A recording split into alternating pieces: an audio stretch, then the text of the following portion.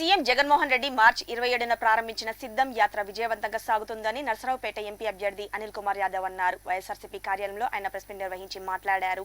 ఈ నెల 8న సిద్ధం యాత్ర పల్నాడు జిల్లాకు రాబోతుందని, ఈ మేరకు నియోజకవర్గ ఎమ్మెల్యేలు, కార్యకర్తలు, ప్రజలు పాల్గొని విజయవంతం చేయాలని కోరారు. అనంతరం రాజ్యసభ సభ్యులు అయోధ్య రామిరెడ్డి, అనిల్ కుమార్ సిద్ధం బస్ యాత్ర పోస్టర్ను ఆవిష్కరించారు.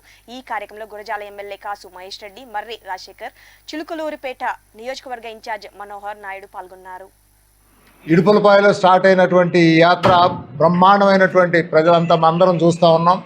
చాలా చక్కగా ప్రజలందరూ కూడాను ఆయన్ని ఎక్కడికి వెళ్ళినా కానీ తండోపతండాలుగా వచ్చి అందరూ మళ్ళా 2019 ఎన్నికలకి అప్పుడు ఏ విధంగా అయితే ఆయన రిసీవ్ చేసుకున్నారో అదే విధంగా అంతకంటే ఇంకా రెట్టించిన ఉత్సాహంతో మొత్తం ఆయన రిసీవ్ చేసుకోవడం జరుగుతూ ఉంది. సో ఆ కార్యక్రమాల్లో భాగంగా మన పల్నాడు జిల్లాకు కూడాను వచ్చే వారం మోస్ట్ ప్రాబబ్లీ సోమవారం రావచ్చు. సో 8వ తారీఖు. సో ఆ ప్లాన్లో భాగంగా ఈరోజు మన జిల్లా అంతా కూడాను జగన్ గారికి మంచి స్వాగతం పలికే దానికోసం చక్కగా ఏర్పాట్లన్నీ చేసుకుంటున్నాం.